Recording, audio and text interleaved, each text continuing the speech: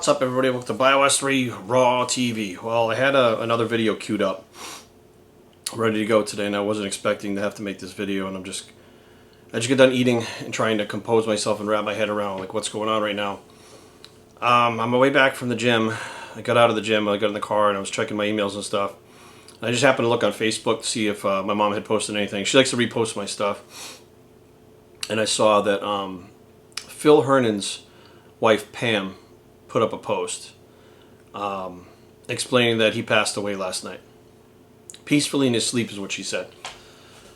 So I read the post, and I kind of like, I don't know, like I'm still, again, trying to get my thoughts together, because in the last 3 weeks I've had 3 friends die in the fitness industry, all the same way, all died in their sleep.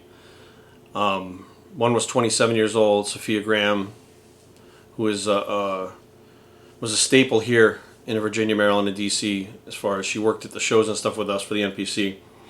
She passed away in her sleep, 27 years old. John Meadows, of course, which we all know, John, and now Phil. And Phil is kind of hitting me in a weird spot. So let me explain to you who Phil was to me, why this is, it's hard to put into words, because let's back up. So I'm like 16, 17 years old, and in the bodybuilding magazines there was a system called Serious Growth, Bulgarian Burst Training System. It was by Optimum Training Systems, which Leo Costa owns that company. And I'm actually friends with Leo Costa now. I actually texted him as soon as I found out and said, Phil had passed away. But in these ads in the muscle magazines, where there's Muscular Development, Muscle Mag International, Flex, Muscle and Fitness, all of them, the pictures for these ads had Phil in it. And Phil was gigantic. He was, like, in that time, he was a mass monster among, normal sized people. And it was like, he did it so fast, and his training was so different that it was unlike anything anybody else was doing at the time. And they used his pictures in all these ads. I just remember thinking, wow, if I get that program, I'll look like that guy. That's pretty cool. I never got the program. Now, fast forward a few years later, I'm like 18, 19 years old.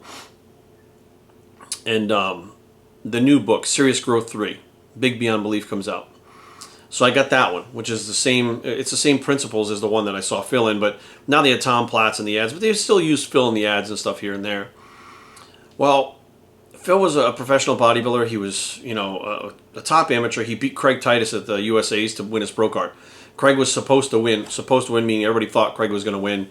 Phil beat him and turned pro, and it was one of those like shocking things, like, the new pro takes out the old lion or whatever it was, because Craig had been around for a while, or whatever the case may be.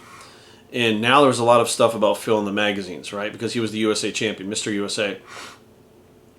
So now everybody's getting to know who he is, etc. Now fast forward to about, I was about 25 years old, 25 or 26.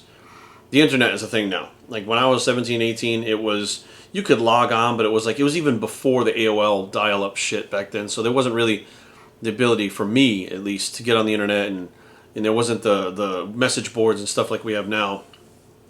And I wound up finding a message board through a friend of mine. Mr. Huge was his name. He ran a board called Mesomorphous, and he invited me to this board called Professional Muscle. And when I got there, Matt Porter was there, John Meadows was there. I mean, there were so many. Shelby Starnes was there, and Phil Hernon was there. And I was like, oh shit, that's Phil Hernon. Like, that's the Phil Hernon. I couldn't believe it was him. And we just started talking through the message boards and stuff like that. And, I don't know where it went from being like just message chat to more in-depth conversations. More in-depth conversations about building muscle, getting bigger, about life in general, things like that.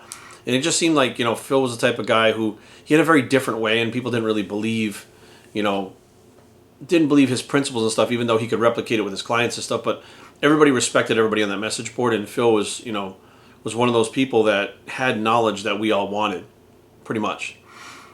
So over time, we got closer as friends. He trained my ex-girlfriend for a while, and then I hired him as my coach too. In 2013, 2012, 2013, probably my best looks that I'd ever had. Specifically 2013, because the first year we worked together was really trying to figure out how my body worked and stuff. And his whole system was very low volume. And you do like 3 sets for chest, Like, that's it. You're out. Like 3 sets of bench press, you're done. Chest is done. So it was a very different style of training. the food that I ate for the diet was all fruit for carbohydrate sources. I did this all fruit diet, which he believed heavily in, and that was the hardest I'd ever gotten. The most shredded I ever gotten was when I did his diets with him for those shows. And throughout this whole time, again, we became more friends. Like, we would talk outside of bodybuilding, and we actually started talking a lot more about other things. Like, recently he was really into Bitcoin and things like that. And he had some health scares and he had some issues. He wound up getting prostate cancer and fought through that and had a positive attitude. That was the thing. He, like, the older he got and the worse his health got, he got more positive. It was like he was seeing there was more to life than just bodybuilding. And while he had the prostate cancer, he was going through the chemotherapy and the treatments for that. It swelled his prostate, which cut off the passage from his kidneys that allowed him to urinate, which fried his kidneys. It killed his kidneys. At the same time, the treatments killed his liver. So he needed a kidney and a liver transplant. And I thought, honestly, that was a couple of years ago, and I thought, well, this is it, man. Like, this is a lot for anybody to handle. He's not going to be able to recover, but he did. He actually did recover. He got the transplant in April, from what I understand. And he was Phil. He would pop on there even though he was sick, and he would tell his truths. And, he did these videos that were just him sitting in a car holding his phone like this, just his face, which is funny. And the things he said sometimes, and it was like a dry sense of humor, that he would make these videos, and I think they were just as much entertaining but meant to be informational at the same time. So I hadn't heard from him in a little bit. I know he was, struggling with his health. Originally, he was actually supposed to come here to a place, I forget the name of the hospital. He was supposed to have his transplant here, and I was actually supposed to pick him up at the airport, bring him to the transplant, and then bring him from the transplant to where he was going to recover at the recovery facility. And it didn't wind up going that way. He went to a place in New York instead for the transplant. So he had another friend up there do that. But all throughout the years, like, we always talked about just life in general, about, how silly some of the bodybuilding stuff is, about how we push ourselves to the point not really knowing what we're going to do to ourselves long term. He was very big on, like, I don't know what damage I did to myself when I was younger. I did crazy things. He respected my opinion when we would prep for these shows. I had a limit as to what I wanted to use for these shows. And I was like, I'm not willing to go beyond this. I think it's a bad idea. It's not, I may win, but I don't, it's not for me. And he respected that. A lot of the other coaches would be like, look, you got to do what you got to do to win. He never tried to convince me or to tell me I'm smart. He'd be like, you're smart. You're doing the right thing by not pushing it, and with these conversations, I would go, well, if you push it, you'll do better. And I was just like, I don't want to do it. And he would give me the option, but always respected my decision. Like, it was almost like he gave me a choice, but wanted me to choose the better choice, but didn't want to influence me on it. He kind of always wanted you to think for yourself and think outside of the box. And of course, that's how I think all the time. So of course we were going to be friends. And you expect these things. You expect these things to happen. He was, about 10 years older than I am. And you don't expect everybody to be around forever. And especially with the chances that we take, with the things that we do in bodybuilding, you're taking years off your life. And, seeing people like Matt Porter and John Meadows and people that, we all looked up to and we knew that push things, and we see that health complications are not a joke. They always say, like, well, where are the bodies? Well, the bodies are starting to pile up now. And people are coming out and they're talking about it. And I think Phil was on the right course. He was like, look, it's about health. It's about this. It's not about this other stuff. Like, he had figured out that, he had a daughter, a wife. He had figured out there was more to life than just being big and massive and bodybuilding. And Phil had his own demons, man. He had, and I don't mean like drug addiction or anything, but he had his own demons that he fought, like his own insecurities and his demons that he fought, even, that were still going on, to probably the day that he died, which was last night.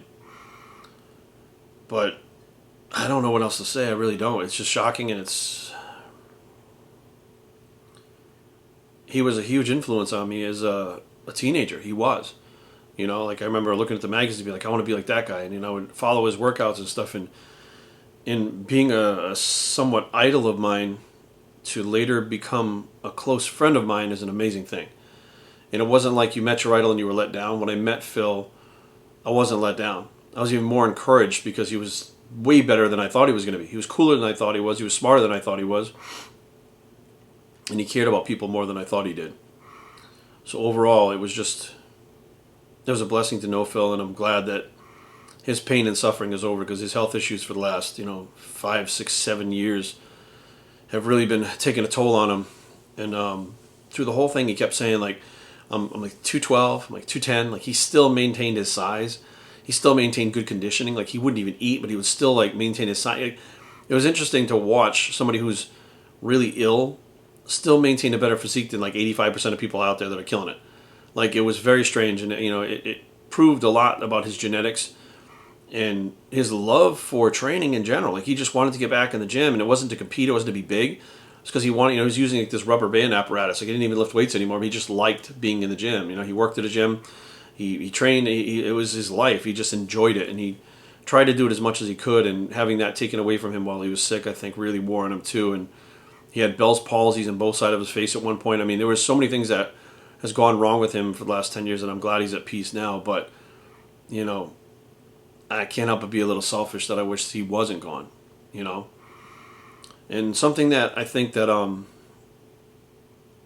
a lesson out of this, and I'm just going to be 100% honest, because Phil wanted me to be straight. He would not want me to bullshit. So last week I saw Phil on Facebook, and he was arguing with people, telling them to get the vaccine. He was telling them, if you don't get it, you're stupid. If you don't get it, you're dumb. You need to get it, blah, blah, blah, blah. He kept pushing it. And it upset me, because I was like, Phil, you of all people who really do value health now would never tell somebody to take something that they don't even know what's in it. Like, would you take an aspirin bottle that had no label on it whatsoever and just start swallowing pills not knowing what it was? No, of course you wouldn't. So why are you telling people to take a vaccine when you can't really even find out what's in it? The insert in it doesn't have anything. It's blank.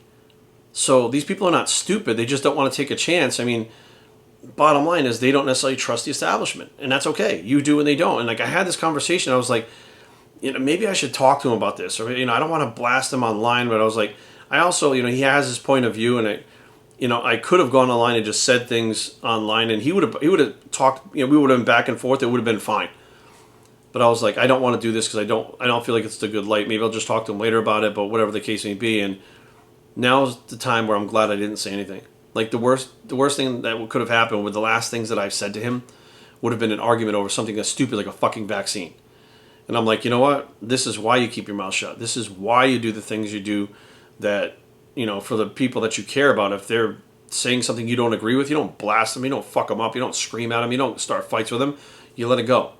You let it go because they have a different point of view, and no matter how riled up they get about it, let them get riled up. Let them get riled up.